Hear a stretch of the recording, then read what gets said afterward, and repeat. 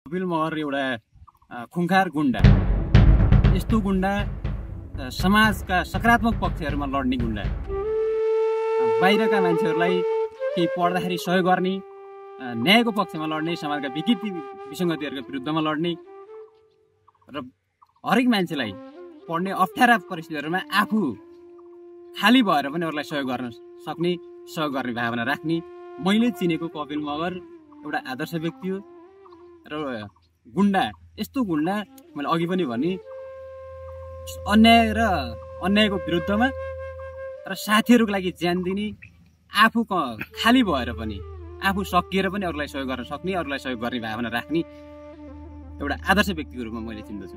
त्यो बेलामा उहाँको एउटा पसल थियो, फोटो स्टुडियो थियो। उहाँ फोटो स्टुडियो व्यापार गर्नुहुन्थ्यो र बाहिरका साथीहरूलाई सहयोग गर्ने, धन मन तन हरेक क्षेत्रबाट आर्थिक सहयोग, सामाजिक सहयोग, सांस्कृतिक सहयोग, हरेक क्षेत्रको सहयोग गर्नुहुन्थ्यो। त्यो भएर हामीले उहाँलाई, मैले त्यही कारणले मैले उहाँलाई आदर्श व्यक्ति माने।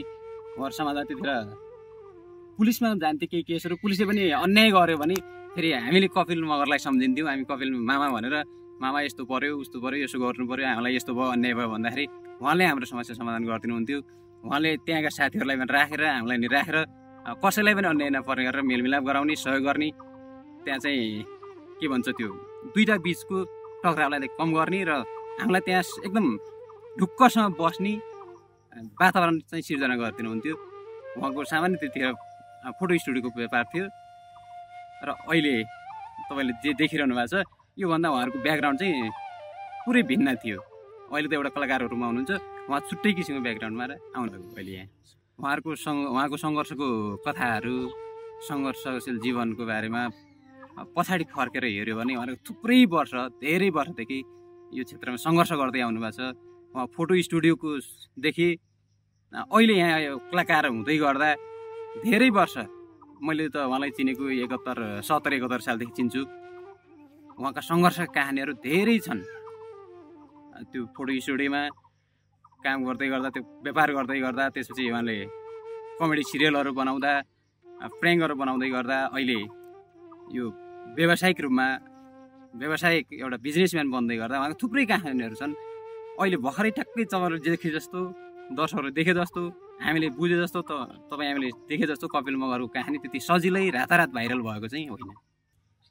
अब तत्कालीन त्यो बेलाको इलाकाका प्रहरी साथीहरूसँग मेरो सामान्य चिन्जान थियो, पुलिसहरूसँग चिन्जान राम्रै थियो। उहाँहरूले पनि एकाध मान्छेहरूले उहाँलाई नेगेटिभ रूपमा हेरे पनि प्रहरीले, प्रशासनले पनि उहाँलाई त्यति नकारात्मक रूपमा हेरेको मैले पाइनँ। पुलिस केसहरू आउँथ्यो, तर कतिपय केसहरू कस्ता आउँथ्यो भने त्यतिखेरको तत्कालीन राजनीति अवस्थाले एउटा पार्टीले चाहिँ अर्को पार्टीले आफूसँग लिन खोज्ने, अर्कोले आफूसँग लिन खोज्ने, भने नमान्दाखेरि, आफूसँग नजाँदाखेरि, आफ्नो पक्षमा समर्थन नगर्दाखेरि उहाँलाई चाहिँ दुःख दिने हेतुले कहिलेकाहीँ केसहरू आउँथे र केसहरू त्यसै निष्क्रिय भएर जान्थ्यो। कतिपय केसहरू त छलफलमै हुन्थेनन्, कतिपय पीडित भनिएका मान्छे आउँथेनन्, झुटा केसहरू लगाउने काम हुन्थ्यो र पुलिस प्रशासनले पनि कपिल मगरलाई चाहिँ निर्दोषी मान्थ्यो। पुलिस प्रशासन त्यहाँका साथीहरूले पनि कतिले दुःख दिनलाई गरे हुन्छन्, कपिल मगर चाहिँ त्यस्तो मान्छे होइन है भन्ने कुरा गरेर राख्नुहुन्थ्यो। त्यो बेला खोला गाउँमा त्यो बेला कपिल मगरको नाम लिएर धेरै मान्छेहरू सुरक्षित हुने, केही मान्छेले कपिल मगरको नाम लिएर फटाइ पनि गरे। त्यो फटाइ गरेर उहाँको नाम बेचेर केही मान्छेले फटाइ गरे, केही मान्छेहरू उहाँलाई को नाम मात्रै पर्यो, उहाँसँग चिन्जान नभए पनि उहाँको नाम लिएर सुरक्षित महसुस गर्थे, आफूलाई सुरक्षित हुने, कोहीसँग फटाइ गर्यो, कोहीले थर्कायो धम्कायो भने नि म कपिल मगर मान्छे है, कपिल मगर फलानु मेरो मामा हो, दाइ हो, भाइ हो भनेर सुरक्षित हुने हुन्थ्यो। जस्तो हामी त्यहाँ पढ्न आउँदाखेरि जाजरकोटबाट, सल्यानबाट, रुकुम, अहिलेको रुकुम पूर्व, डोल्पा जिल्लाबाट, उहाँ डोल्पा, जाजरकोट, रुकुम र सल्यान र अहिलेको रुकुम पूर्वबाट भनौँ 4वटा जिल्लामा चाहिँ उहाँको एउटा छुट्टै किसिमको ब्रान्डै थियो। कपिल मगर भने चाहिँ धेरै मान्छेले चिन्ने र कपिल मगरको नाम प्रयोग गरेर धेरै मान्छेले आफ्नो फाइदा लिने, आफूलाई चाहिँ सुरक्षित गर्ने, अथवा आफूले कहिलेकाहीँ चाहिँ कपिल मगरको नामै बेचेर पनि फटाइ गर्ने, अलिकति बदनाम गर्न खोज्ने एउटा एकाथरी मान्छे थियो भने अर्कोतिर आफूलाई आफ्नो फाइदाको लागि पनि कपिल मगरको नाम चाहिँ प्रयोग गर्थे। एउटा ब्रान्ड बनाएको थियो त्यो बेलामा कपिल मगर भन्ने चाहिँ। मैले बुझ्दाखेरि कपिल मगरलाई मैले ठ्याक्कै यो पार्टीको भनेर अहिलेसम्म पनि चिनाइनँ।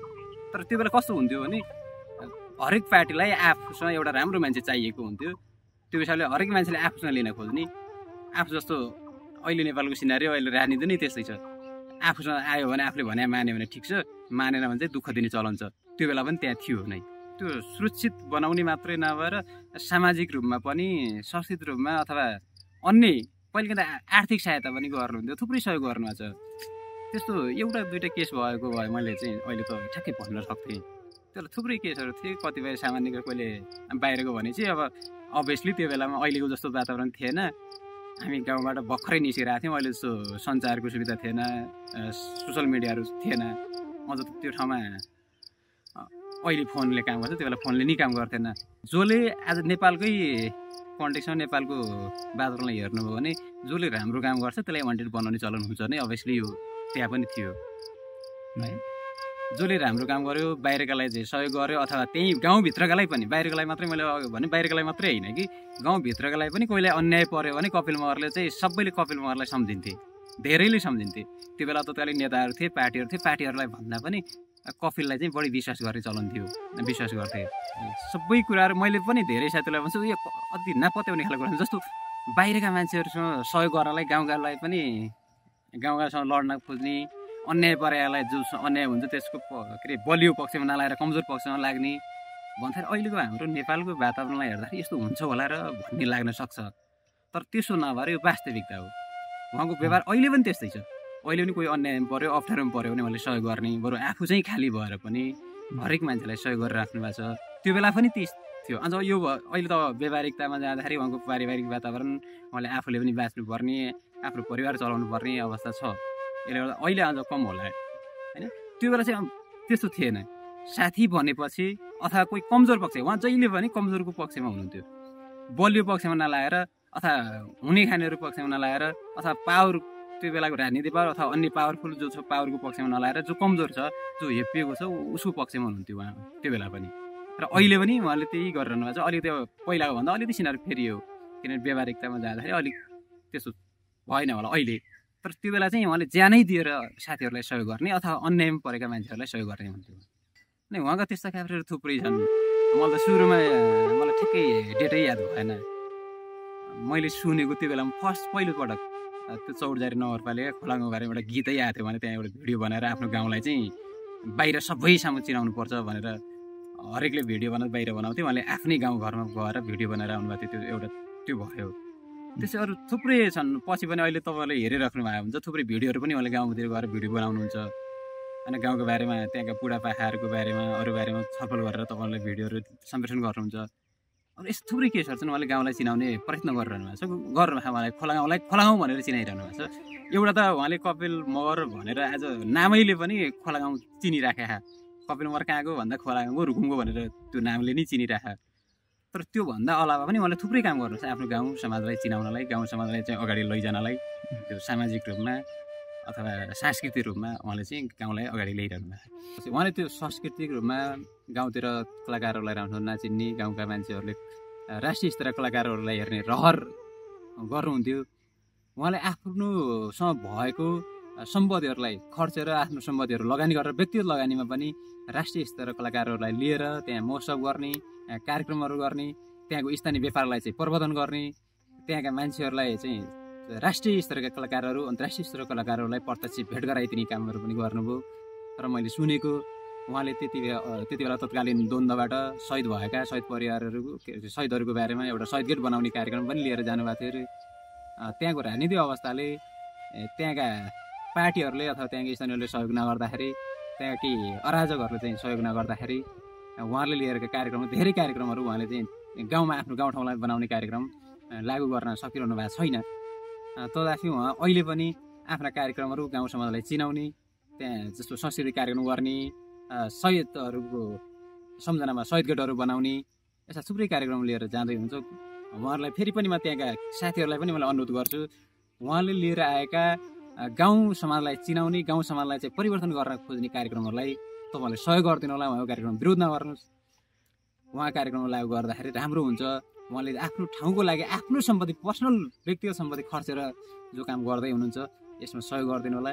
उहाँको कामहरू केही अराजक हुनुहुन्छ, बाँकी सबैलाई, ती विरोध गर्ने साथीहरूलाई पनि मैले फेरि पनि अनुरोध गर्छु, उहाँको कार्यक्रमहरू उहाँले आफ्नो सम्पत्ति खर्चेर आउँदै हुनुहुन्छ, गरिरहनु के अरे योजना लिएर आउनु भएको छ, त्यो योजनालाई कार्यान्वयन गर्नमा तपाईँहरू सहयोग गरिदिनु होला।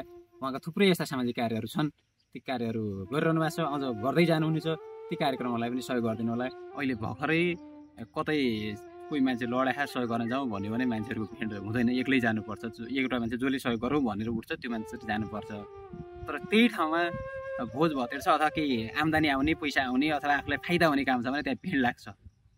त्यसो हुँदा उहाँले त्यो राम्रो काम गर्न खोज्दाखेरि सहयोग नआउनु गरेनन्, धेरै मान्छेले गरेनन् होला। तर बुझ्ने मान्छेहरूले त्यो पनि सहयोग गरिरहेका छन् पनि। र धेरै मान्छेले अहिले राम्रो काम गर्दाखेरि सहयोग आउँदैन। मलाई थाहा छ उहाँको कामलाई कुनै दिन मान्छेले बुझ्नेछन् र उहाँको पक्षमा लाग्नेछन्, उहाँलाई सहयोग गरेछन् त्यो बेलामा। अहिले भर्खरै त अब नेपालको सिनारी अघि उदाहरण दिए जस्तो राम्रो काम गर्यो भने धेरै मान्छेहरू त्यसको पछि हुँदैनन्। त्यही भएर पनि थोरै मान्छेहरू त्यो धेरैले सहयोग गरेर बुझ्नेले सहयोग गरिरहेका छन्, नबुझ्नेहरू बिस्तारै सहयोग गर्छन् भन्ने लाग्छ मलाई। दर्शकलाई बुझ्ने मैले के भन्छु भने जे देखिरहनु भएको छ कपिल मगरको जीवन यति मात्रै छैन। तपाईँले कपिल मगरको बारेमा अझ कपिल मगरको जीवनी के हो, उहाँका सङ्घर्षका कथाहरू, उहाँको वास्तविक जीवनशैली, उहाँका वास्तविक भोगाइहरूको बारेमा बुझ्न चाहनुहुन्छ भने एकचोटि अझ उहाँको गिरी जिल्ला अझ भनौँ उहाँको गाउँतिर फर्केर जानुपर्छ। उहाँका विगतलाई हेऱ्यो भने तपाईँलाई हामीलाई बुझ्न सजिलो हुन्छ। अहिले भर्खरै जे देखिरहेको छ कपिल मगरले जे गरिरहेका जस्तो देखिया उहाँको जीवन यति मात्रै हेऱ्यो भने कपिल मगरलाई चिन्न सकिँदैन।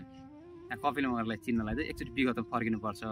र कपिल मगर साथीहरूको लागि र अन्यमा परेका मान्छेहरूको लागि अझ भनौँ निमुखाहरूको लागि एउटा आदर्श व्यक्ति, एउटा सहयोगी भावना भएको मैले त फरिस्ता नै भन्छु। त्यो बेलामा अझ त त्यो बेलादेखि अहिले पनि मैले आजभोलि पनि काठमाडौँमै आउँदाखेरि पनि धेरै साथीहरूसँग कुरा हुन्छ, उहाँहरूको बारेमा धेरै साथीहरू सुनाउनुहुन्छ मलाई कपिल मगरले यो ठाउँ यस्तो परेको थियो सहयोग गरेको छ, यस्तो परेको थियो सहयोग गरेको छ। एकदम सहयोगी भावना उहाँका अझै पनि उहाँहरूले चाहिँ सहयोग गर्नुभएको छ, अझै सहयोग गर्दै जानु होला भन्न चाहन्छु। र उहाँबाट धेरै कुरा सिक्छु मैले उहाँको जीवनबाट। सायद म त्यो आफ्नो जीवनमा लागु गर्न सकिन्न, कतिपय कुरा व्यवहारिकतामा अथवा त्यो आफ्नो समस्या कारण त्यसो गर्न सकिन्न। तर उहाँले चाहिँ आफू खाली भएर पनि आफ्नो केही नराखेर सबै अरूलाई सहयोग गर्नुपर्छ, अरूलाई नै अगाडि बढाउनुपर्छ, समाजलाई अगाडि बढाउनुपर्छ, आफ्नो टोललाई अगाडि बढाउनुपर्छ, अझ त देशलाई नै अगाडि लैजानुपर्छ भन्ने सोच राख्ने एक अहिले तपाईँले चिनेको कलाकार र एक साथीको लागि एउटा असल साथी, एकदम राम्रो साथी भनेर मैले बुझ्छु। तपाईँले अझ कपिल मगरको बारेमा विगतलाई हेर्नुभयो भने अझ उहाँको जीवनको बारेमा क्लियर भन्न सक्नुहुन्छ, उहाँको बारेमा धेरै जान्न चाहनुहुन्छ, उहाँको बारेमा अझै विगतलाई हेरेर उहाँको ब्याकग्राउन्डलाई बुझ्नुभयो भने कपिल मगरको वास्तविक जीवन बुझ्न सक्नुहुन्छ।